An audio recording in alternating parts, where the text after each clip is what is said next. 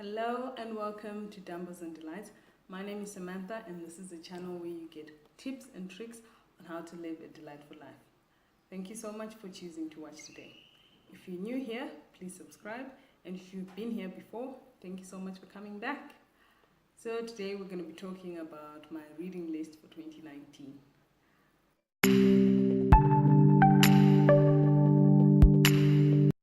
If you've watched my video, 5 books that changed my life, you will know just how much I love to read. And if you also watched my 2019 vision board, which I'll also link up here, you will know that my goal for 2019 is to increase my reading. So I thought, why not be intentional about reading? Normally, I just find a book and pick it up. So this year I decided, let's fix that. I need to get back to reading more books. I love reading, and I set a goal to read 24 books. So on my list, I have a list of 20 books. I decided to have 4 extra books for like whatever might come up through the year. So the first book of 2019 is The Power of Habit, Charles Duhigg. I picked up this book because I wanted to read something that will help me take control of my life. So understanding the power of habit and then creating habits that will sustain me through the rest of 2019. Of course, it's a very clinical book, which makes it quite a bit difficult to read because there's lots of research and papers, but that's exactly what I love about it. He's got the proof, particularly on the fact that habits can change. You just need to know your cue, your routine, and your reward, those 3 things. Number 2 is you're bad at making money. You want to be better with money, but being better with money also means making more money and having a better money mindset. And why not read the Jen Sincero book, You're a Badass at Making Money? She sold millions of copies and many people have talked about it. And I've already started listening to the audio and I've been enjoying it so far. So I want to continue reading that book. Then book number 3, which I mentioned in my How to Crush It in 2019, is this one, How to Stop Worrying and Start Living. Time-Tested Methods of Conquering Worry, Dale Carnegie. Now, worry isn't really the thing that made me want to read this book, but it's the second part, Start Living. And the very 3rd line in this book is enjoy life. So that's where I'm at. I want to enjoy my life more. I want to have less things I'm worrying about. Let's see. Count your blessings, not your troubles. Forget yourself by becoming interested in others. That's a big one, interested in others. So this is just, next book is Good Morning, Mr. Mandela, South African book about the great Nelson Mandela by Zelda Lagrange. I'm sorry, I think I chopped that. This one here. This is more an inside tell-all about Nelson Mandela's life by his personal assistant slash secretary slash. She obviously was there through most of the last years of his life, and she's seen what a great man he is. I want to read this because it's a different angle from what we've been seeing in the movies, and I haven't read anything on him. I didn't read his other books, which I'll probably get into. So yeah, this is just something I would like to add on. As I mentioned in my other video, I talked about how one is The Power of Now. This is a book that Oprah recommended way back, and if Oprah loves it, there's definitely something to it. So that's one of the reasons I'm adding it on my list. The next one is Switch by Jesse McKenzie. This one, I read the first part of this book 5 or 6 years ago fully, and then I kind of got out of reading fiction, but it's a South African book and I want to read more about it. It is about a dominatrix, like the madam. So 50 Shades, the other side. Okay, So, but then it's nice because it's a South African book, South African literature. Some of the places you'd be like, oh, I know that place because you might have been there. So, well, okay. Book number 7 is The Life-Changing Magic of Not Giving a F by Sarah Knight. This is a parody on the life-changing magic of tidying up. But what she says gives true value to really not caring too much about what people say, how things are done around you. And I want to read it. I've got this book also on, bought this book on Amazon, so it's on my tablet. I don't have a physical copy of that one. Same with The Richest Man in Babylon. Again, this is about money mindsets. So obviously by George S. Carlson. Staying on the theme of improving my mindset on money, this is a book I would like to read. It's an old book, and what I love about books is no matter how old they are, the information does not expire. It's something you can read and catch up on. It's also on my audio. This one I got on, what is the audio for Amazon? Audible, yes. I bought it on Audible, so I have it on Audible. And then some other books, I have them on Kindle. Think Rich, Grow Rich, Napoleon Hill. You should have seen in the clip with the books that I'm going to read. That I have a physical copy, but my sister's reading that now. Well, I want to read the original version because it is said to be the best version of them all. And Think Rich, Grow Rich. Think and Grow Rich. Self-explanatory. Even Tony Robbins has read this book and he highly recommends it. So why shouldn't I read it? There's obviously something to it. Then Emotional Intelligence by Daniel Goleman. This is book 10. I picked up this book also on Kindle, on Amazon. So Kindle is the app. And I struggled to read the book last year or the year before that, and then I abandoned it because it's also very clinical, very analytical, all those kind of chaotical things going on. And I said to myself, whoa, this is too much, I can't handle it. But apparently my EQ is very low.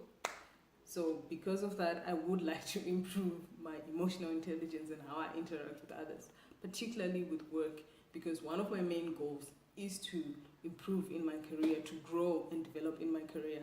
And you can't do that if you're not working well with others. Then book 11 is Becoming by Michelle Obama. I'm yet to get a physical copy of this book, but I put it on my list. I would love to read it, get to know more about the amazing First Lady, former First Lady of the US, and just see how she became this person that she is. I feel though that this book should have come out when she was still in the White House, you know, but we'll see. I've already seen some reviews about it, and I'm gonna read it anyway. I'm gonna read it anyway. I think it's an interesting story, and there could be some value for me in it. Then Lean In by Sheryl Sandberg. Women in Career. So that's just a goal, a book I want to read for my career goals. Nothing more, nothing less. I'm hoping there'll be great value in it. It's one of the most talked about books for career women. So I think I will find true value in that. And if you like a review of any of these books, please let me know in the comments below. Then The 48 Laws of Power by Robert Greene.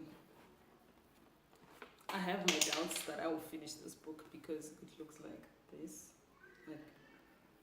This looks like a textbook. Yep, this is a textbook.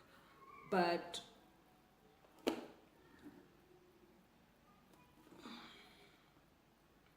it's an international bestseller. So there's something definitely to it. Apparently this guy is a douche, like what he's teaching in this book.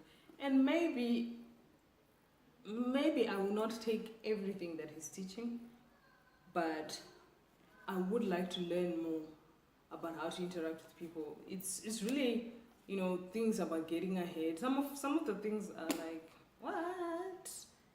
But yeah, the keys to power. Who doesn't want to have power? Okay, I don't know.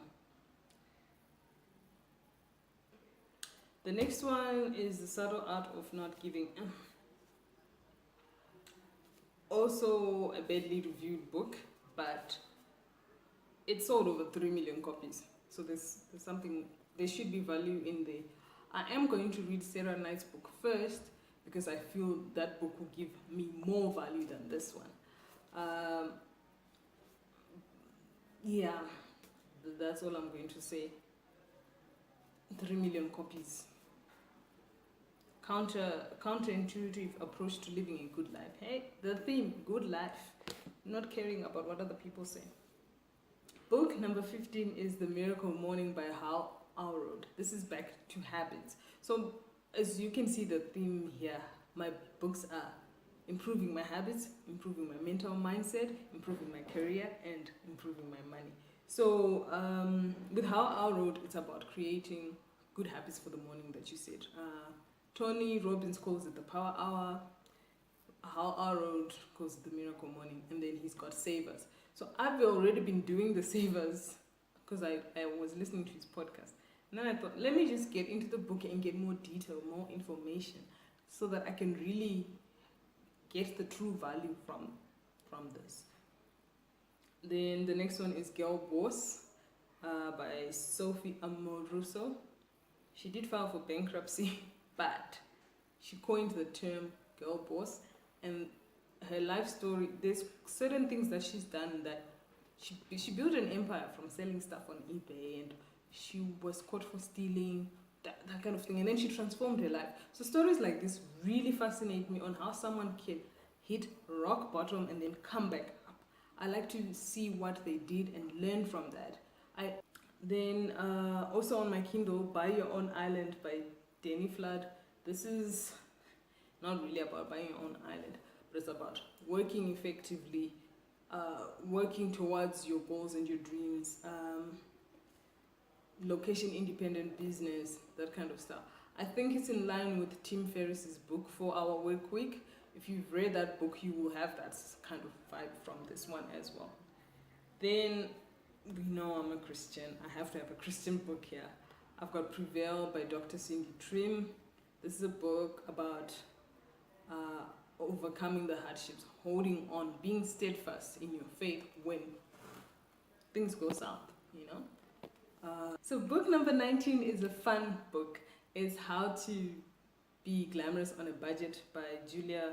Oh my goodness, I never wrote down her surname. This book is also on my Kindle. It's obviously sharing tips on how to look great, and it's in line with my 2 goals: saving money and looking good for my work, looking good for YouTube or for the gram, whichever.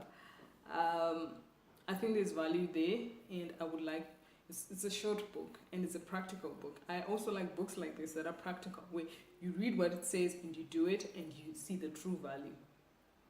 Then book number 20, I don't know how to pronounce it. I will write it on the screen somewhere. Hygge by Jane Borg. So it's a way of living, kind of like minimalism, but it's the Danish way of living. So it's being minimalist in everything, like your mind, your way of living, having a cozy lifestyle, that kind of thing. And I'd like to improve not just my mind and my money, but my physical environment as well, because it all comes together. You need to have balance. Yes, that word was on my vision board, balance. Snowing in Bali, it's about basically the incredible inside account of Bali's hidden drug world. Yeah, that sounds interesting, you know, drug trafficking. Book number 22, I haven't put it down on the list as to read because of the size. This is a if I have the time kind of book, but because it's a memoir, I have a feeling I will enjoy it and not put it down. So it's called Dragons and Butterflies by Shani Krebs. He's a South African who pretty much got banged up abroad for drug trafficking in Thailand. So it's kind of like Shantaram. which is one of the books I talk about in my 5 books that changed my life. I'll put the link in the description below. So that's my list for 2019. I've got 20 pre-selected books and 4 that I still might need to fill up.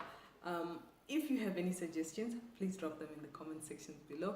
If there are any books you actually want to see a review on, please let me know. I forgot to mention that the other reason I'm being intentional about my reading list is because I am in a book club.